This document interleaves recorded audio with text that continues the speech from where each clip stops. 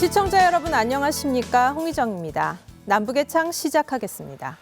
안녕하십니까? 김명주입니다. 오늘 준비한 주요 소식부터 보시겠습니다.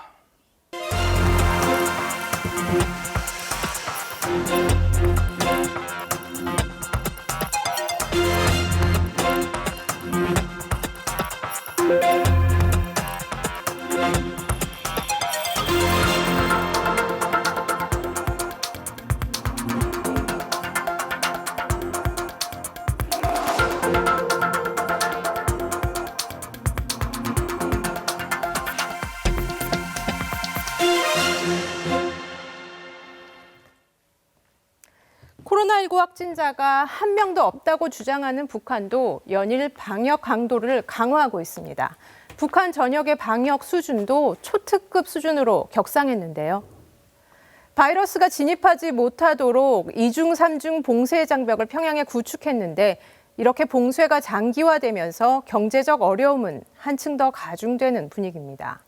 김정은 위원장이 환율이 떨어졌다는 이유로 평양의 거물 환전상을 처형했다는 소식까지 알려졌는데 북한의 경제 상황은 어떤지 이슈엔 한반도에서 정은지 리포터가 짚어봤습니다.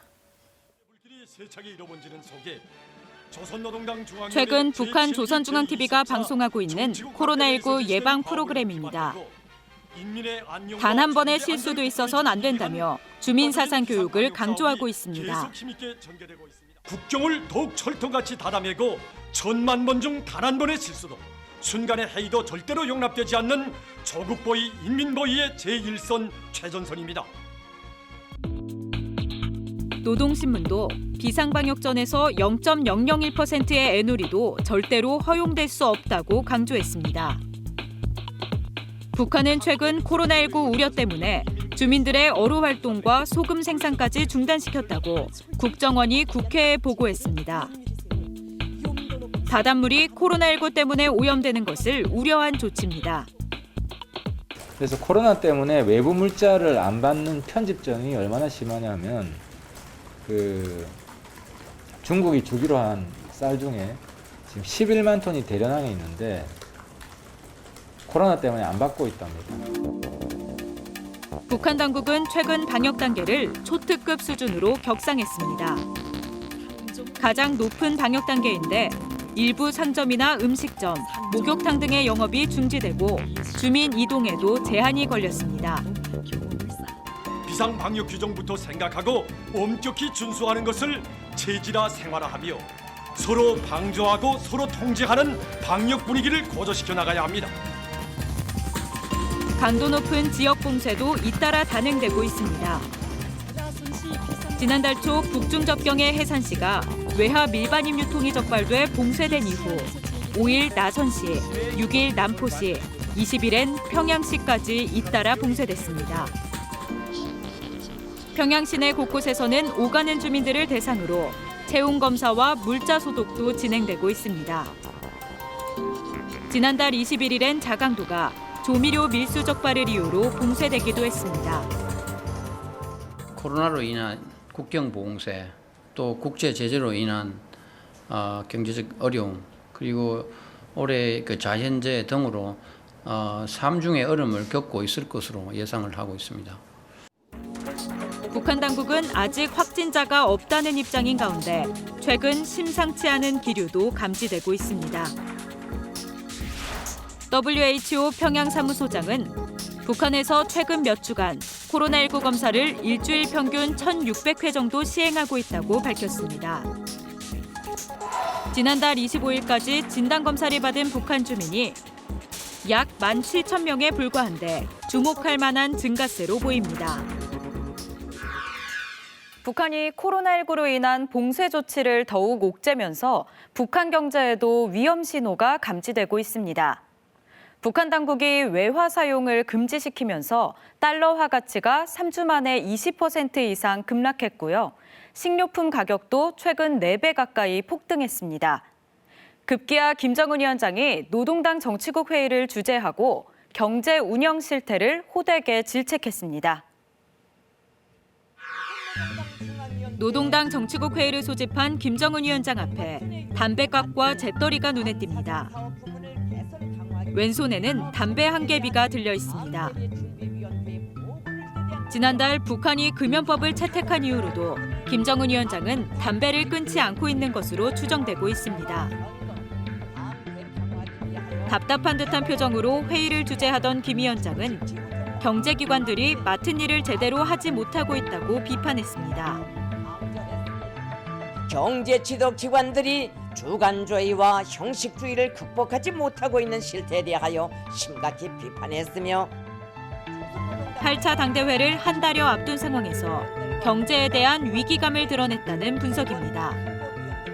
지금 해외에서 들어오는 물자들, 예를 들면 시장 북한 장마당에 설탕, 밀가루, 식용유, 조미료, 맛내기 이건 거의 4대 필수품인데 이게 거의 100% 중국에서 오거든요. 이게 지금 거의 고갈됐습니다. 그렇게 보면 이미 북한 경제는 임계점에 도달해 있다. 국정원은 최근 북한이 초유의 경제난에 직면했다고 국회 정보위에 보고했습니다. 중국과의 교역 규모는 지난해 4분의 1 수준으로 급감하면서 식료품 가격은 4배 치솟았고 장마당은 침체됐습니다.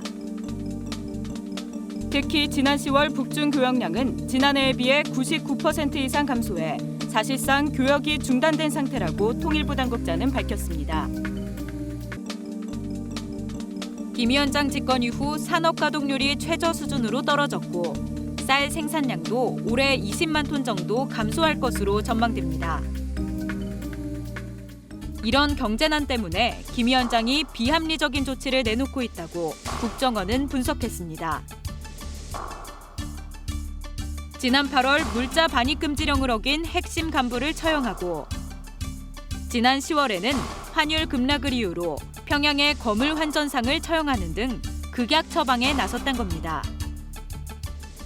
통치에 대한 불안감과 다수의 불안감과 이런 거에 대한 스트레스가 비이성적인 대응을 지금 비합리적인 대응을 갖다가 하는 거 아닌가 이렇게. 실제 김정은 위원장 집권 이후 8,000원대를 유지해온 북한 원달러 환율은 10월 초부터 서서히 떨어져 지난달 20% 가까이 급락한 것으로 조사됐습니다. 북한 환율이 단기간에 급락한 건 북한 당국의 외화 사용 금지 조치 때문인 것으로 분석됩니다. 평양 주재 러시아 대사관은 지난 10월 말 페이스북을 통해 최근 평양 소매점에서 달러화나 외화 선불 카드를 받지 않고 대금을 원화로 요구한다고 전했습니다. 이런 가운데 북한은 미 대선 결과나 우리 정부의 대북 메시지 등에 대해 여전히 침묵하고 있습니다. 해외 공관에는 미국을 자극하지 말라는 지시까지 내려갔습니다. 문제 발생 시 해당 대사의 책임을 물을 것이라며 단속을 하고 있다고 합니다. 북한이 바이든 정권으로 바뀌는 미국 정세를 예의주시하는 것으로 해석되는 대목입니다. 내년 초 8차 당대회 때 대규모 열병식을 개최하려는 것도 언제든지 무력 사용이 가능하다는 메시지를 보내기 위한 것으로 풀이됩니다. 네, 코로나 봉쇄 조치 이후 경제난이 가중되고 있는 북한 상황 방금 살펴봤는데요. 네, 그럼 여기서 한국산업은행 선임연구위원이신 김영희 박사님 모시고 좀 더 자세한 말씀 들어보겠습니다. 김 박사님 안녕하십니까? 네, 안녕하십니까? 네, 김정은 위원장이 환율이 뚝 떨어졌다는 이유로 환전상을 처형했다고 하는데요. 환율 왜 이렇게 많이 떨어진 겁니까? 네, 환율이 떨어진 시점이 바로 11월 초 중순입니다. 그래서 이게 제가 볼 때는 두 가지 이유로 볼 수가 있는데요. 우선 10월 달에 북한의 대중 수입이 전월 대비 한 97% 감소한 게 가장 큰 원인이 아닐까 생각을 합니다. 무역회사가 수입을 감소를 하면 갑자기 그렇게 많은 감소를 했기 때문에 매 달달이 소비해야 되는 그 외화 금액이 있습니다. 그게 평균적으로 매달 2천만 달러로 수입을 해왔습니다. 그것이 지금 줄었기 때문에 1975만 달러가 보류되다 보니까 그것이 시장에서 한전 수요 감소를 가지고 왔고요. 또 하나 이유는 뭐냐면 식용유, 미원, 밀가루, 설탕 이렇게 식료품 수입을 전혀 하지 않았습니다. 그러다 보니까 수입품을 도매해서 시장에 판매하는 상인들이 외야 한전 수요가 같이 감소를 하면서 이것이 큰 영향을 줬기 때문에 지금 현재 환율이 1,600원대로 떨어졌다고 생각을 하고요. 이것이 지속될 것인가 하는 것은 수입이 이제 11월, 12월 달에 어떻게 되느냐에 따라서 달라질 것 같습니다. 네, 박사님, 지금 북한이 이제 코로나 방역 단계를 이제 초특급 단계로 올렸고 지역별 봉쇄도 계속 강화하고 있는 상황인데 뭐 인원 물자 이동이 제한이 될 거 아닙니까? 이런 면에서 경제에도 굉장히 안 좋은 영향이 있을 것 같은데요. 네, 맞습니다. 북한이 가장 중요시하고 강조하는 부분이 물류 부분입니다. 그럼에도 불구하고 코로나19로 이유로 해서 일부 지역들을 지금 통행을 차단을 하고 있는데 만약 그렇게 된다면 물자 이동이 원활하게 되지 않음으로 인해서 시장에서 물자를 조달해 쓰는 기업들이 기업 생산 활동이 감축될 수밖에 없고 또 상인들이 상행위가 줄어들 수밖에 없고 전체적으로 보면 북한 경제에 영향을 주게 되는 건데요. 기업이 감소로 인해서 국가에 징수해야 될 세금도 감소되고 또 시장이 또 축소가 되게 되면 시장 상인을 통해서 벌어들이는 또 재정 악화로 이어질 수가 있고요. 그러니까 전반적인 경제에 영향을 줄 수밖에 없다 이렇게 보여집니다. 네, 우리 정보 당국은 김정은 위원장이 비합리적인 처방을 내리고 있다 이렇게 보고 있는데요. 박사님 보시기에는 어떠십니까? 일단은 이제 그게 환전 지금 환율이 내린 부분, 그래서 경제난 이런 것이 이유라고 하는데 사실은 북한의 경제난이라는 것이 하루 이틀 문제가 아니고 90년대 중반부터 한 25년째 계속 지속되고 있는 지금 현재도 진행형입니다. 근데 이런 부분이 해결된다는 게 근본적으로 해결된다는 것이 최고 지도자의 정말 정책의 확실한 변화가 없이는 어렵다고 생각을 합니다. 베트남이나 중국과 같이 도이모이 이렇게 흑묘백묘 이런 정책이 있기 전에는 상당히 어렵다라는 판단이 되고요. 그런데 김정은 정권 들어서 지금 사회주의 기업 책임관리제라고 해서 변화를 주고 있지만 그게 큰 성과로 이어지지는 않고 있는데 엊그제 지금 보도에 따르면 농민들한테 한 포전 담당 책임제라는 것 뭐냐면 토지를 임대해 줬는데 그것이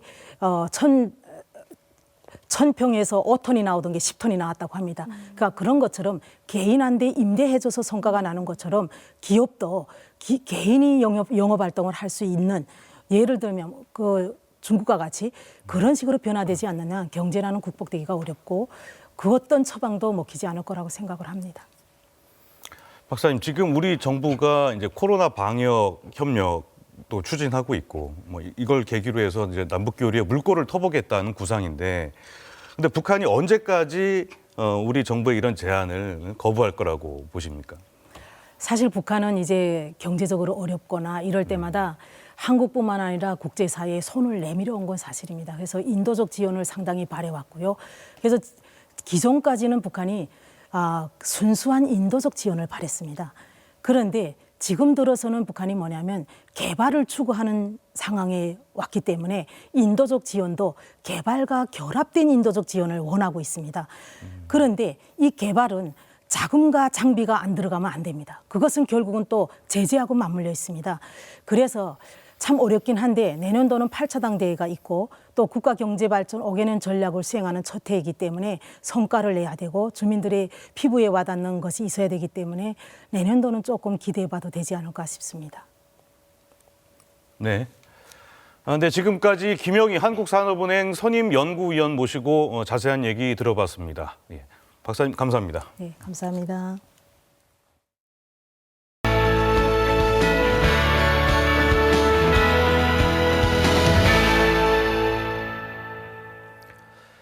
앞서 보신 대로 북한의 경제난은 가중되고 있는데 오히려 주민 편의시설은 늘리는 모습입니다. 신의주 방직공장 기숙사가 최근 새 단장을 했는데요. 북한 매체들이 궁전이라고 표현했을 정도입니다. 어떤 시설들이 갖춰져 있는지 요즘 북한은에서 알아보겠습니다. 북한의 주요 경공업 기업소인 평안북도 신의주 방직공장. 마스크를 쓴 직원들이 한복을 차려입고 직원 합숙소 준공식에 참석했습니다. 현대식 7층 건물로 세워진 합숙소는 4명이 한 방을 사용합니다. 요리실과 수영장, 헬스장, 미용실과 같은 각종 편의시설도 갖췄습니다. 젖어 있는 허실에 들어서니 합숙이 아니라 꼭 궁전에 온 것만 같습니다. 오늘의 이 감격을 무슨 말로 어떻게 표현할지 정말 모르겠습니다. 저는 지금 이것이 꿈인지 현실인지 나도 잘 모르겠습니다.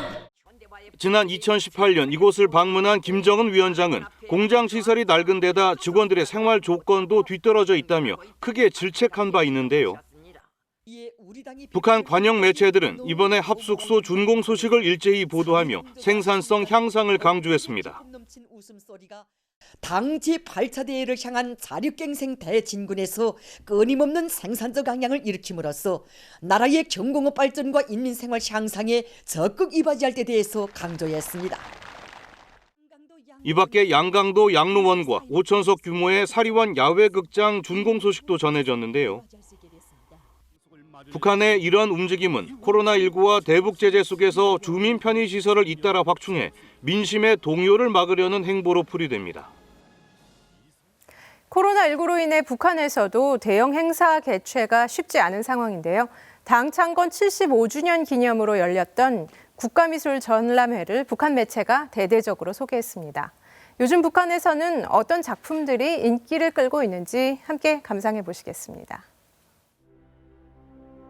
평양 옥류 전시관에서 열린 국가미술 전람회.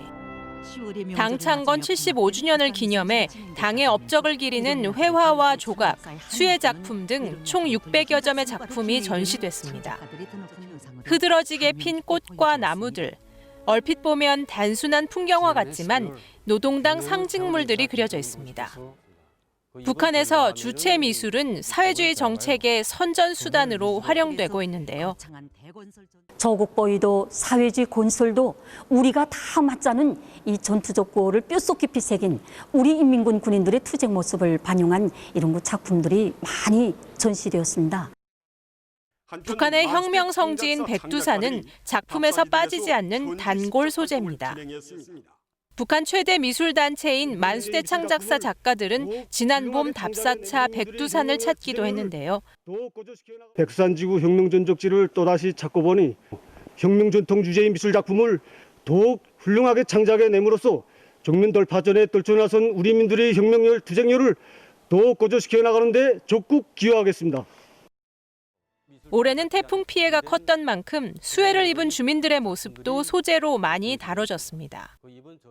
강북리에 이제 그 미술가들이 홍문대에서 달려나가서 거기에 대해서 이제 취재도 하고 이제 그 내용을 이제 어떻게 담을 것인가 이 토론을 하다가 우리 민들이 그 구체적인 그 이제 그 기쁨을 이제 하나하나 이제 조선화 비법적으로 이제 형상해서 이제 작품이 내놨습니다.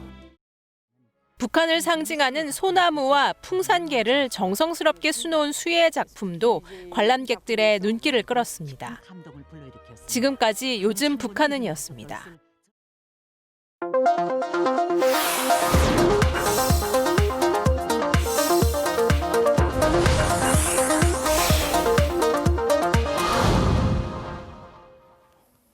지난 10월부터 시작된 북한의 80일 전투.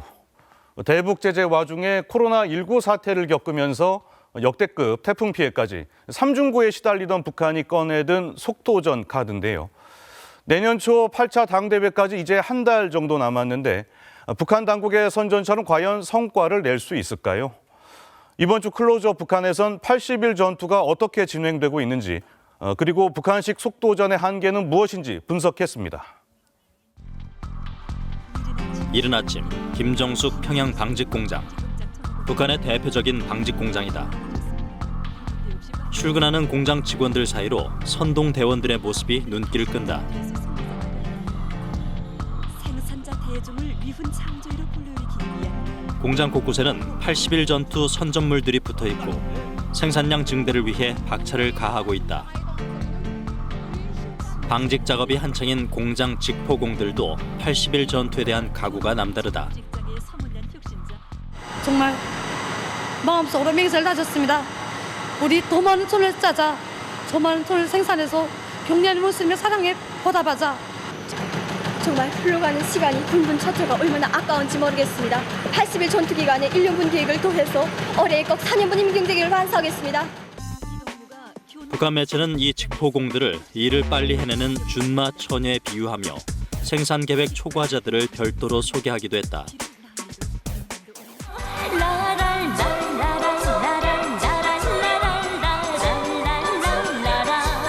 날 보고 춤마 천여래요.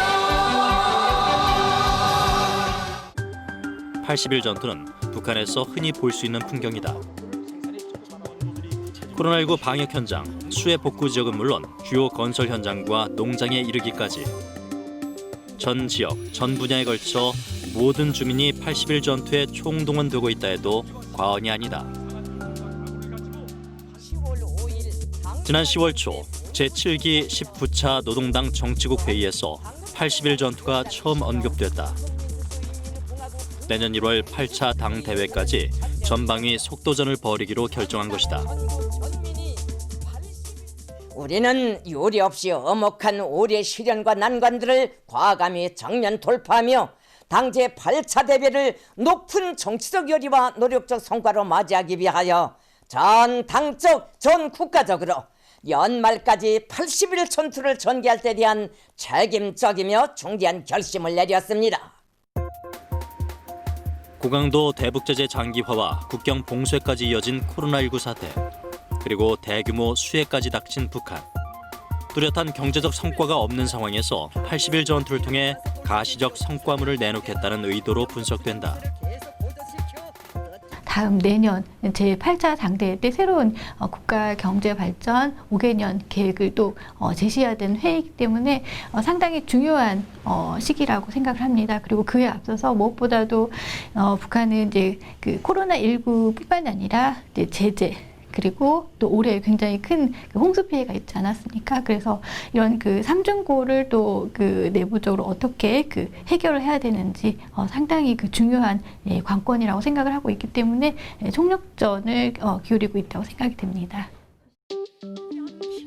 북한의 속도전식 경제 건설은 과거에도 대대적으로 진행됐다. 밧줄 하나에 간신히 몸을 의지해 지하 광산을 오르내리고 채굴을 하던 북한 근로자들.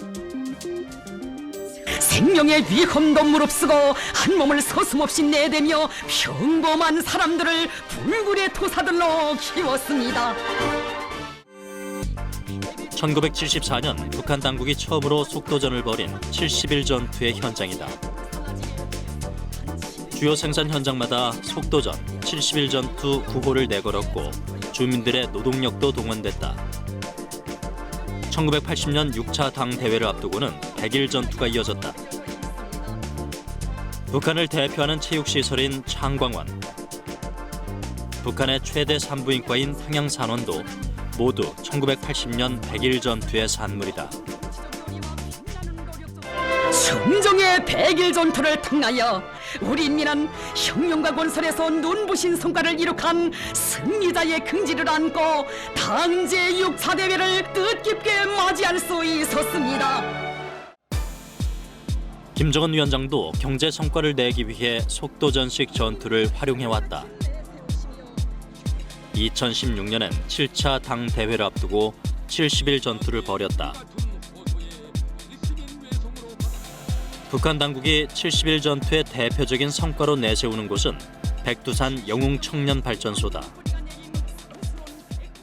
백두산 영웅청년 산업발전소는 우리 청년들이 조선노동당 제7차 대회를 맞으며 어머니 당에 드리는 중요의 선물이며 조기 만년 제보입니다. 당시 70일 전투가 시작되면서 북한 당국은 발전소 완공 시점을 넉 달이나 앞당겼고 대규모 노력 동원으로 속도전을 진행했다. 눈 속에서도 쇠꼬챙이로 연신 돌을 깨고 나무로 만든 임시 구조물에 매달려 작업하는 아찔한 장면도 북한 매체 전파를 탔다. 강물이 꽁꽁 언 상황에서도 얇은 셔츠만 입은 채 쉬지 않고 자루를 옮겨 나르는 청년 돌격대원들. 막바지에는 횃불을 든 채 24시간 작업을 강행하는 이른바 철야 진군도 이어졌다. 아들을 백두산 영웅청년발전소 돌격대원으로 보낸 한 탈북민은 먹지도 자지도 못하며 일했던 아들의 이야기를 남부개창 제작진에게 생생하게 전해주었다. 밥은 뭘 줘나가? 밀밥, 밀쌀 알죠? 밀가루 하는 거 가루내기 전에 그 쌀. 그거에다가 된장을 넣어서 물에다 이렇게 풀어 먹었다는 게란 말입니다. 그리고 장이 떨어지면 소금 구워 마시면서 그 발전소 건설장에 나가서 그렇게 일을 힘들게 했다지 않습니까? 글쎄. 밤에 한 1시, 2시까지 일한다는 게란 말입니다. 그럼 그 서너 시간 동안에 자야 되는데 배고프지 잠아니까 조를 모아가지고 감자 훔치러 간다는 게란 말입니다. 그래 감자 훔치고 오면 벌써 새벽에 5시 된다는 게란 말입니다. 5시부터 또 일해야 되지 않습니까? 너무 힘들었다는 게란 말입니다. 주민들의 피로감이 고조됐을 법도 한 상황. 그러나 7차 당대회 직후 곧장 200일 전투가 이어졌다. 이번엔 평양 여명거리 조성과 함경북도 태풍 피해 복구를 목표로 한 속도전이었다. 당시 북한 당국은 착공한 지 채 1년도 되지 않은 여명거리를 2016년까지 완공하라며 연일 관련 보도를 쏟아냈다.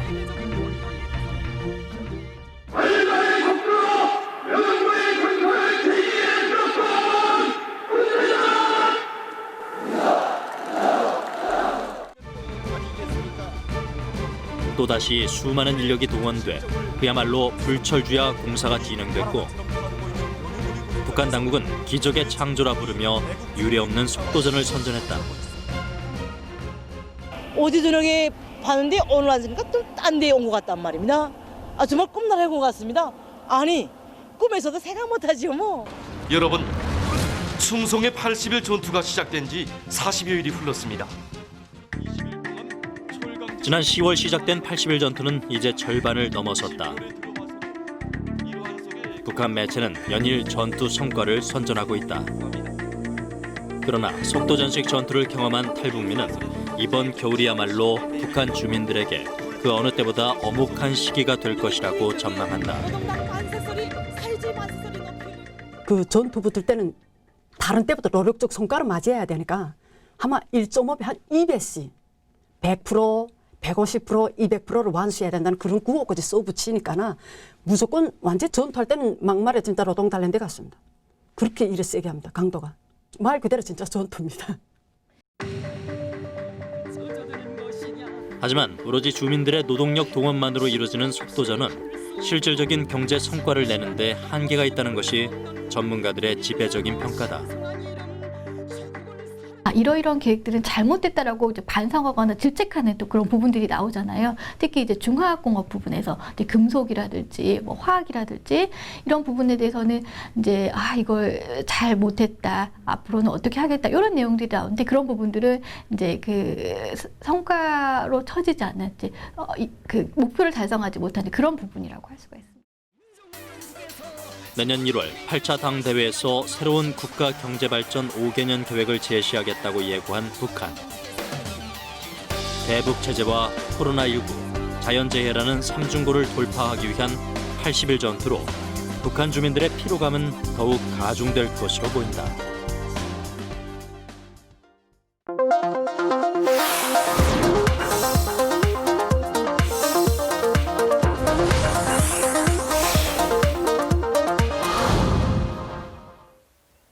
흔히 수중발레라고 불리는 싱크로나이즈. 북한에서도 관심을 갖고 있는 스포츠 종목인데요. 오늘은 북한 수중발레 선수였던 인어공주 류희진 씨의 남한 생활 정착기를 소개할까 합니다.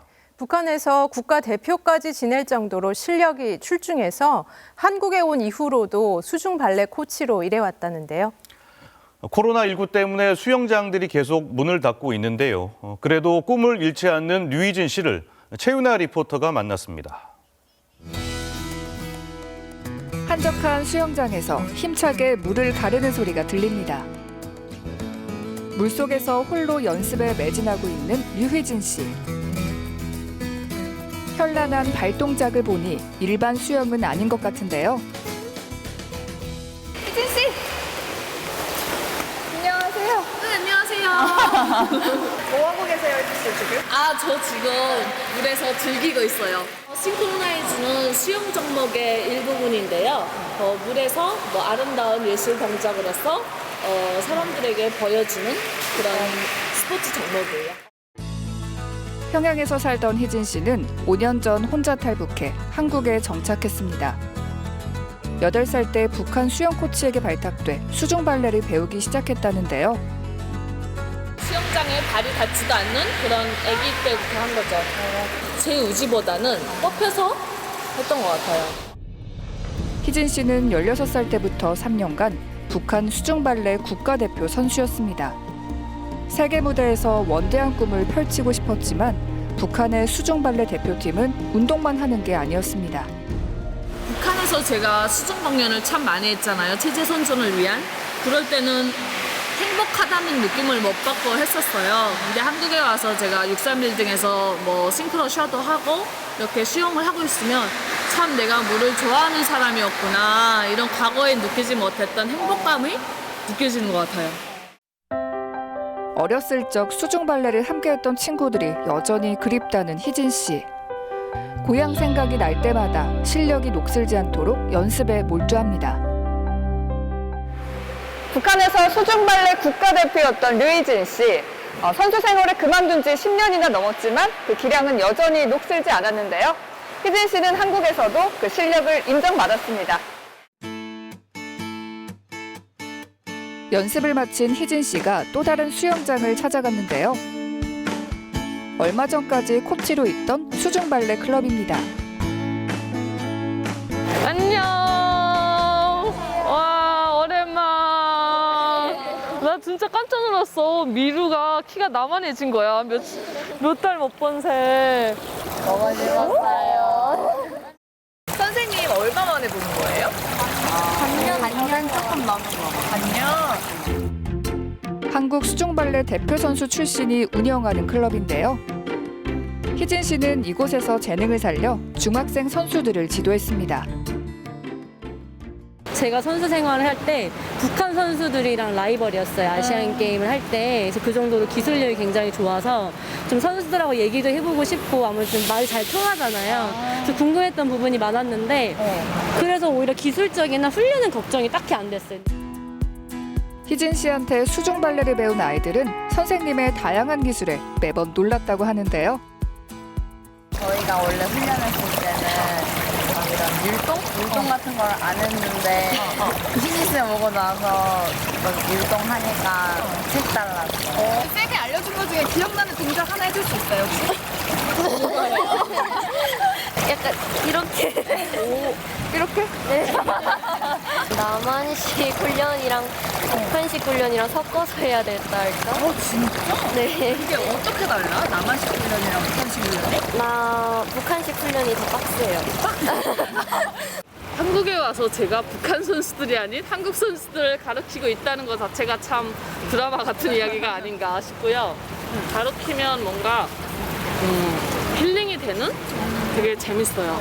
뭔가 일이라고 느껴지지 않고 오히려 뭔가 스트레스를 해소하는 것 같은 느낌? 네, 애들에게서 좋은 에너지를 제가 바꾸어 가는 것 같은 느낌이에요. 그러나 올해 코로나19 상황이 지속되면서 많은 학생들이 수영장을 떠났고 희진 씨도 강습을 쉬게 됐습니다. 최근엔 아쿠아리움에서 수중 공연을 하며 생계를 이어갔지만 이마저도 중단됐습니다. 하지만 희진 씨는 실망하지 않습니다. 대학에서 경영학을 전공하며 꿈을 향해 한 걸음 한 걸음 나아가고 있습니다. 애들을 보면서 다시금 제 꿈을 키우게 된 것 같아요. 열심히 학교 졸업과 동시에 더 훌륭한 코치가 되기 위한 준비를 잘 해야 되겠다. 제 이름으로 된 싱크로나이즈 클럽을 내가 기어이 만들 테다. 희진 씨는 물속에서 연기할 때 가장 편하고 또 즐겁다고 하는데요. 올해는 코로나19 때문에 마음껏 즐기지는 못했습니다. 하지만 그녀는 포기하지 않고 또 다른 꿈을 향해 찾아 나섰는데요. 어떤 꿈일까요? 통일교육원이 마련한 통일 리더 캠프. 통일 관심도를 높이기 위한 온라인 수업에 희진 씨가 강사로 초빙된 건데요. 오늘은 학생들과 꿈을 주제로 이야기를 나눕니다. 여러분 혹시 싱크로나이즈 스위밍이 뭔지 안다? 그래서 여러분들도 혹시 그런 스포츠 정보에 내가 관심이 있다 하는 친구들이 있으면 나중에 제 제자로 와주셔도 좋을 것 같아요. 네. 학생들도 희진 씨의 강의를 들으며 그동안 몰랐던 북한에 대해 조금씩 알아가고 있습니다. 북한은 한국처럼 학구열이 높나요? 학구열 하면은 대한민국이 최고가 아닐까 저는 생각을 했어요. 왜냐면 북한은 솔직히 생활 수준이 어렵다 보니까 뭐 나물 캐러 가는 친구, 뭐 물고기 잡으러 가는 친구 이렇게 초등학생임에도 불구하고 자신들의 가족을 이끌어 나가야 하는 그런 옥색에 살아야 하는 친구들이 참 많더라고요. 감사합니다. 강의는 잘 마치셨어요? 네, 성과적으로 잘 마쳤습니다. 앞으로의 계획이 있다면? 네, 대학교를 일단 무사히 졸업하고요. 그 싱크로나이즈 클럽을 빨리 코로나 괜찮아져서 수영장도 활성화돼서 제가 만들 수 있고, 그다음에 통일에 대한 강연이나 저에 대한 스토리를 누군가에게 알려주는 일도 많이 하고 싶어요. 자신의 이름을 딴 수중발레 클럽을 운영하고 싶다는 인어공주 희진 씨. 마음껏 기량을 펼치며 헤엄칠 수 있기를 응원합니다. 코로나19가 확산되면서 다들 걱정이 많으실 텐데요. 무엇보다 건강 관리에 각별히 주의를 기울이시기 바랍니다. 오늘 남북예창은 여기까지입니다. 저희는 다음 시간에 다시 찾아뵙겠습니다. 눈 덮인 백두산 영상 마지막으로 준비했습니다. 시청해 주셔서 감사합니다.